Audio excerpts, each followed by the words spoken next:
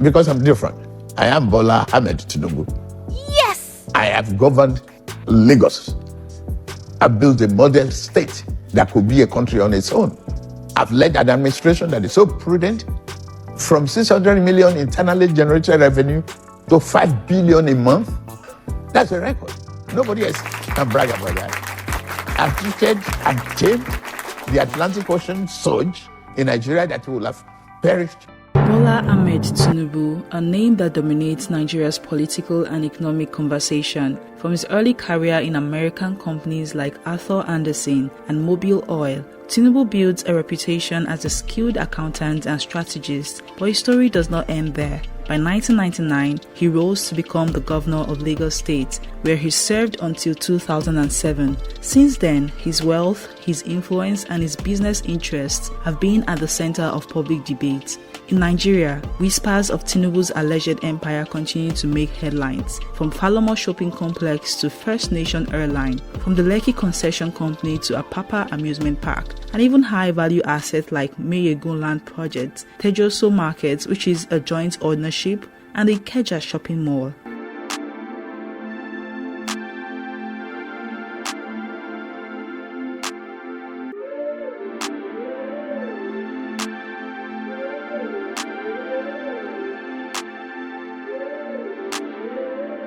Media reports also link him to influential establishments such as The Nation newspaper, Renaissance Hotel, and Radio Continental. Perhaps the most controversial is Alpha Betting Consulting, widely described as Lagos State's tax collector, a company some allege is connected to Tinubu, with even former Vice President Yemi Osinbajo named as a director. Other claims stretch as far as ownership of the NNPC office building in Lagos. Your Excellency, the world has taken careful note of this appointment, and I can confirm to you, Your Excellency, that we shall cooperate as a board with the executive management that you have appointed in a way to help the executive by creating the enabling environment for them to function optimally. You represent best in the industry, and I've had you set to do so. You have the reputation, the resourcefulness, and the experience to help this country. It's a cause of all of you. I believe I have the best that leaders offer.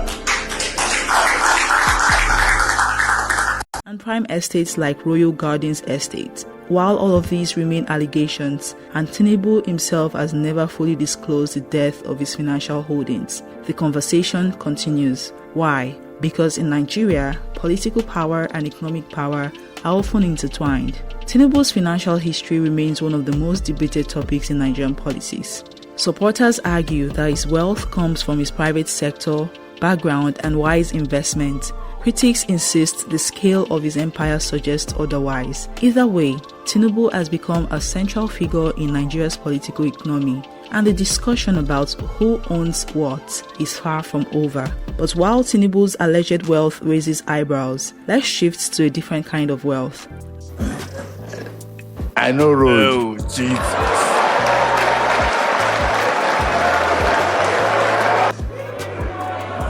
We will lead you on Yes!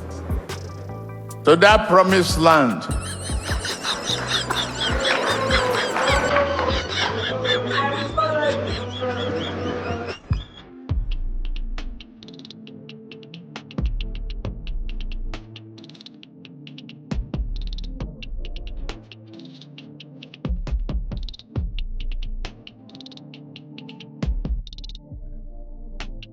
Nigeria's natural resources. Did you know the biggest gas plant in West Africa is not in Lagos, not in Rivers, but right here in Imo State, Nigeria?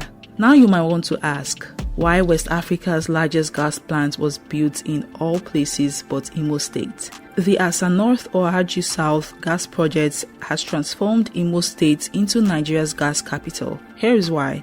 Number 1. Massive gas reserves. The ANOH field alone holds between 4.3 to 5 trillion cubic feet of gas. Add in Egbema, Obiti, and Izombe, and Imo controls about 70% of Nigeria's onshore gas reserves. Another is the presence of a smart location. Building the plant in Imo State meant cutting costs, no long pipelines, no difficult swamps, just direct access to the wellhead, making delivery cheaper and faster. There is also the strategic hub for distribution. Imo connects Nigeria's south-south, southeast, and north-central regions. Through the OB3 trunk line, gas flows to Abuja, Edo, Kogi, Rivers, Aba, Aloji, and even export terminals. With the world moving from crude oil to cleaner energy, natural gas is the future. The ANOH project is at the heart of Nigeria's decade of gas plan, powering industries, homes, and even clean cooking gas for millions. Then there is peaceful and stable communities. Unlike the swamps of Bayelsa or Delta, Imo's gas fields lie on solid ground with supportive host communities. This made construction faster, safer, and cheaper. Imo State already had access roads, the national grid, and oil facilities operated by Shell and Seplat. It was a perfect storm: gas, land, and peace and infrastructure. It's my honor to welcome you all to the Presidential Commissioning of ANOH PTF here in Asta community of Haji Egbema local government area of Imo State. The ANOH gas plant is one of 7 critical gas development projects in Nigeria, and Seplat is honored to be a 50-50 partner to NNPC Limited in the ANOH Gas Processing Company Limited, AGPC. We have delivered this project that will support the current administration's drive for industrialization and growth of the economy through low-cost, reliable power. To put this into context, Your Excellency, if all of the gas from this plant went into the power sector, it would produce enough electricity to transform the lives of over 5 million people. On one side, Nigeria debates the extent of Tinubu's business empire. On the other, Imo State has quietly become the beating heart of Nigeria's gas evolution. I just finished a meeting for the management of ANOH Gas.